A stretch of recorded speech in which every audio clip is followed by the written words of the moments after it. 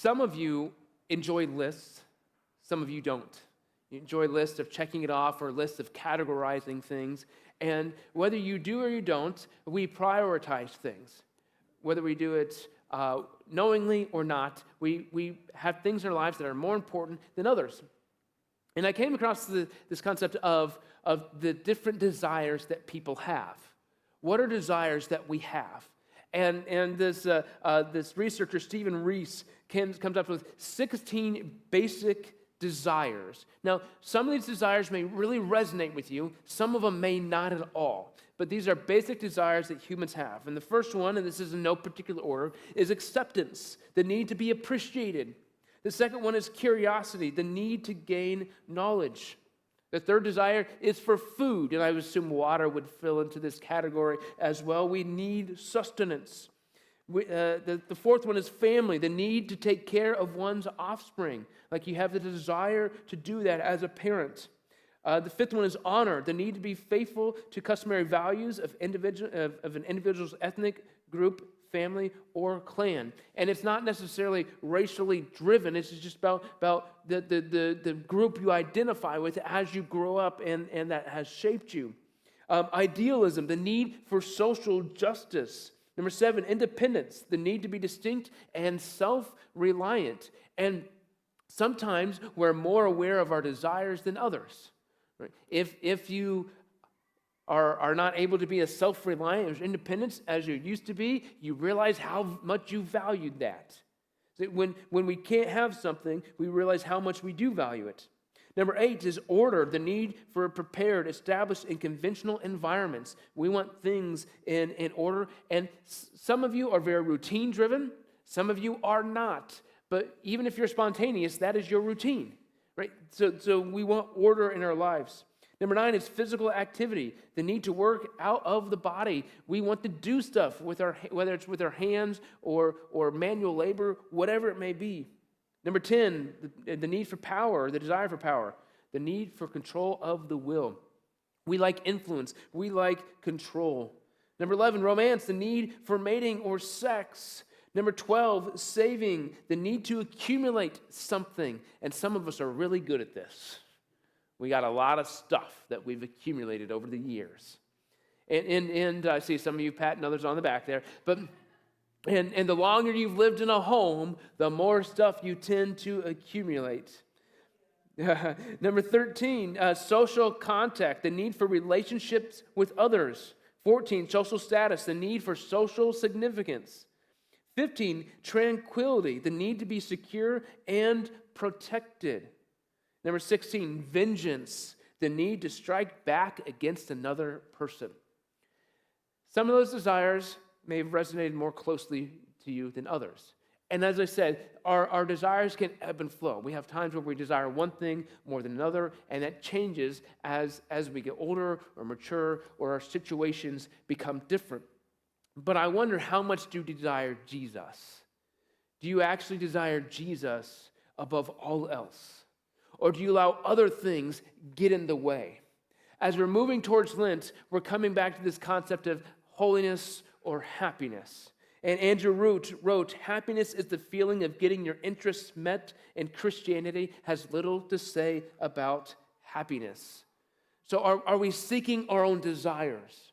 Whether that's happiness, whether that's fulfillment on some level, whatever that may be, or are we seeking the holiness of Jesus, and are we allowing Him to transform us? But I think this all can come to a head a little bit in Psalm 37, verse 4, where it says, take delight in the Lord, and He will give you your heart's desires. Now, that almost, you can read that in a way to say, well, if I honor God, He's going to give me what I want. Then we get prosperity gospel creeping into that. That's not what it's saying here. It's saying if I take delight in the Lord, if I submit myself to God, and I love what God loves, then He's going to give me my desires, because that's going to shape my desires. This isn't about me using God to get what I want. It's about me seeking God and allowing God to shape me to who He has created me to be. And when He does that, and when I submit to Him in that capacity, then I will have what I desire, because it is God-given. So God shapes me. So this is part of the call to holiness, is to submit our desires to Him and allow Him to shape us. Now, the word holy in Scripture is used over 600 times. But if we include words like holiness or sanctification or sanctified, then we get over 700 times. It's in there a lot. Now, a lot of times it talks about God. A lot of times it talks about purification. A lot of times there's times where we are called to be holy. See, holiness is embedded throughout all Scripture. This is part of the story that God is giving us. It's part of the call that God has given us.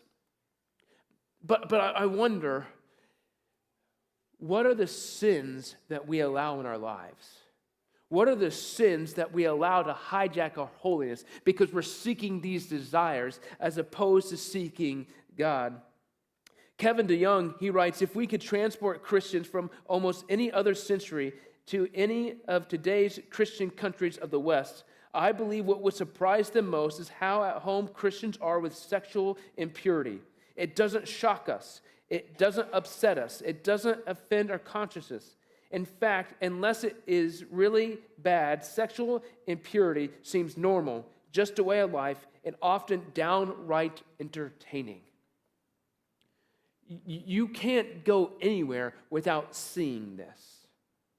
You see advertisements that are promiscuous and show things that would not be modest by any shape of the imagination. And for some reason, we have deemed it acceptable to put posters of women in bikinis on our walls, or we found it acceptable to say we can go and read or watch 50 Shades of Grey, and those things are okay. I would be hard-pressed to see how those things honor Jesus. But yet our society says it's no big deal. And that has crept in to the followers of Jesus. Well, society says it's not bad. It's not that bad. It's not as bad as this over here. That may be true. There are things that could be worse. But just because there are things that could be worse doesn't mean this honors Jesus. And our society has said this is okay. Now, if we come to the Apostle Paul talks a lot of different times about sin. And he has different lists and different explanations and different things that he emphasizes. But Paul lists sexual sins as sins that are unbefitting of followers of Jesus. And more often than not, sexual immorality is the very first sin Paul addresses. He does it in Romans 1, 1 Corinthians 6, Galatians 5, Ephesians 5, and Colossians 3. In 5 different times when he's talking about sin in 5 different books, the first sin he lists is sexual immorality. This is a big deal in New Testament time. It's a big deal today. When we're talking about our desires, we're talking about, am I shaped by my desires, or am I allowing Jesus to shape me? Because our desires can dictate and determine our discipleship. If I give my desires to Jesus, He will shape them, and that's going to determine the direction of my life. Or if I just control my desires myself and say, well, I'm going to do this myself, then that's going to determine the direction of my life. But we're going to look at a passage in Luke chapter 10 today, and just a few verses here, and talks about can be misplaced priorities. In Luke chapter 10, starting in verse 38, so Jesus and his disciples are continuing on their way to Jerusalem. They come to a certain village, and they are welcomed into the home of Martha. Her sister Mary sat at Jesus' feet, listening as he taught. But Martha was distracted by the big dinner she was preparing. So she came to Jesus and said, Lord, doesn't it seem unfair that my sister just sits here while I do all the work? Come and tell her to help me. So that's where we're going to pause for just a moment. So the disciples and Jesus are on their way to Jerusalem. In Luke chapter 9, it says that they resolutely set out for Jerusalem. They went without hesitation, and this is part of the journey. They are human beings. Jesus is fully God, fully man, but he has the human needs of he needs rest and he needs food. He needs sustenance. So he stops along his way for the journey.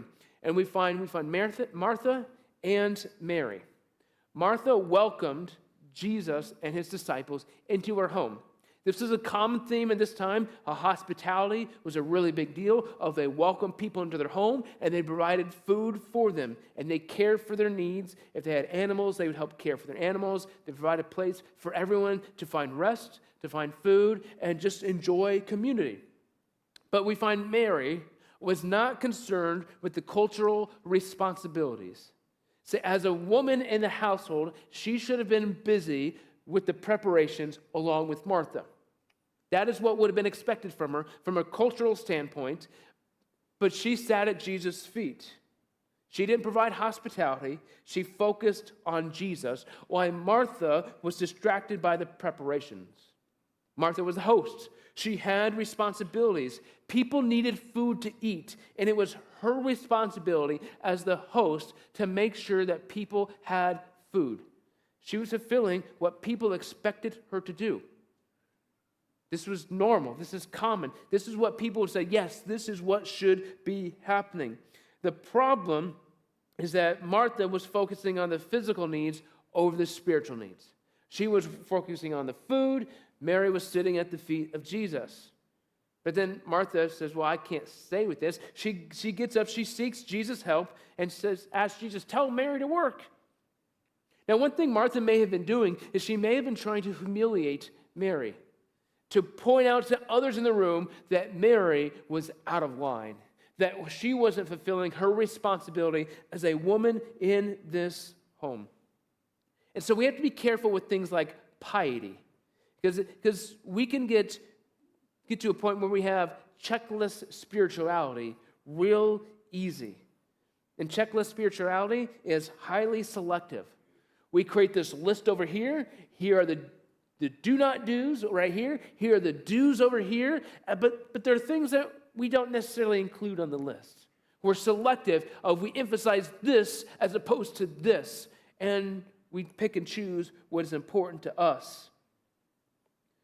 But as you think of your own life, if you think of your priorities, you think of your desires, you think of how you spend your time, your money, your energy, do your choices honor Jesus? The shows you watch, the movies you watch, the music you listen to, the hobbies you have, do you honor Jesus? Now, worldly things oppose Jesus. Do the things you do oppose Jesus, or do they actually honor Jesus? Because if they're not honoring Jesus, then they're opposing Jesus. There's nothing neutral here. You're either honoring Jesus or you're not. And so I want to come back to the concept of sexual immorality for just a moment, because in the Old Testament, we have the word porneia, and it's used in the New Testament as well. But it's any sexual practice outside of marriage between a man and woman. That is what the Torah, the Old Testament law, prohibits. So any practice outside of a marriage between a man and a woman. The simplest way to understand this, I've heard it said, is that think about things that would make you furious and heartbroken if you found out someone was doing them with your husband or your wife. That makes sense. That's a tangible, practical example that we can use. And this is why we come to 1 Corinthians chapter 6, and the Apostle Paul tells us to flee or run from sexual sin. He tells us in 1 Corinthians 6 that your body does not belong to you. God bought you with a very high price. You belong to him, so honor God with your body. Your body belongs to Jesus. Part of the issue I think we have is that holiness seems weird to the world. If I'm going to honor Jesus with everything, with every desire I have, if I honor Jesus with my desires, there are going to be times where the world says, that seems weird. Why would you do that? Why would you make that sacrifice? Is it really that big of a deal if you do something else? And you know what those questions are? Those are questions that are the lie of the enemy.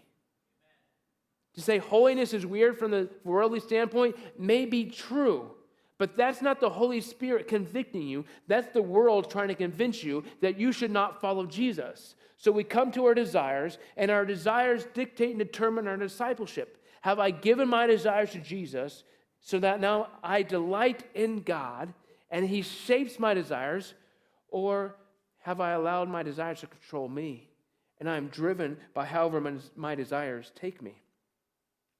But see, in verse 41, Jesus said to Martha, "My dear Martha, you are worried and upset over all these details, but only one thing is worth being worried about. Mary has discovered it, and it will not be taken from her." Jesus rebukes Martha. He exposed her priorities because Martha was focusing on the physical over the spiritual. She's saying the physical needs are more important than the spiritual needs that exist. But Jesus reminds her, and he reminds us, spiritual needs always trump physical needs. No matter what. Even if we are starving of hunger, our spiritual needs are always more important because our spiritual needs have an eternal impact. Our physical needs are temporary. God knows you need them. This is not to be demeaning towards our physical needs. God knows you need them, but our spiritual needs are infinitely more important. See, Mary discovered the power of Jesus. We don't need to have Jesus figured out, but we do need to decide that Jesus is the one worth pursuing. Once we know Jesus is the one worth pursuing, then we grow in our knowledge and our relationship with Jesus, and we sit at his feet, and we learn from him, and we grow in him. We will always continue to grow. You will never reach a point where you have everything figured out from a Jesus standpoint. There's still more to do, more to learn, more to grow. We simply need to know Jesus is worth pursuing. So here's what was happening. Martha was doing something that was good. She was providing food for the people that were there. She was being a good hostess. She was doing what culture expected of her. And there's nothing wrong with what Martha was doing except for the fact that she was missing Jesus. So what she was doing was good, but wrong. And I think that's a distinction that we can make. She wasn't doing something that was bad, but she was doing something that wasn't Jesus. We can think of our own lives. We may have something in our life that can be good, but if we do it without Jesus, that's when it becomes wrong. That's when it becomes bad. That's when it becomes sinful. When we do things without Jesus, what it does is it increases the gap between us and Jesus. We get a little bit further away. A little bit further away. And we're still close. We can still touch Jesus. We're still within arm's length of Jesus, but we're getting further and further away. So don't ask yourself, is this good? Is this what Jesus is calling me to do? See, God has given you the desires that you have. Your desire to eat food is God-given. He created you. And so we think of things like our sexual desires, and this is where I want to tie this into what Mary and Martha are going through. God gave us our desires. And when we fulfill them in ways that honor God, it becomes good. And so I ask you, do your desires honor Jesus? Or the way that you satisfy and fulfill your desires, do they honor Jesus? And things like sexual immorality, we know that porn does not honor Jesus. We know that fornication or sleeping with someone who you're not married to does not honor Jesus. We know that lust does not honor Jesus. We know that objectifying someone else does not honor Jesus. Now you may say, well, this passage in Luke has nothing about sexual morality. I agree. But if we don't have a specific desire attached to this, it's going to be hard to make this tangible in our lives. So maybe this is not a particular desire that you struggle with in this moment in life, but we all have desires that we struggle with. So whatever desire that may be, I want to challenge you to say, am I fulfilling it in a way that honors Jesus? Because nothing but you can keep you from Jesus. You're the only thing that can create further distance between you and Jesus. And you're the only thing that can submit yourself to get closer to Jesus. You are in control of this. Jesus wants you to come to him, but we have to submit ourselves to him. Do you allow yourself to be distracted by your desires? Do you allow your desires to pull you from Jesus? Or have you submitted your desires to him? Have you taken delight in the Lord and allowed him to shape your desires so that now he gives you your desires? Because your desires are transformed in the image of Christ. See, when we come to know Jesus, we talk about the Holy Spirit comes and lives inside of us. And we become one with Jesus. When you try to satisfy your desires contrary to Jesus, what you're doing is you're rejecting him. You're distancing yourself from Jesus.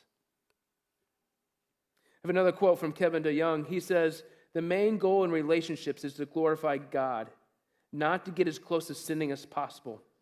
We aren't salvation minimalists interested in getting away with something."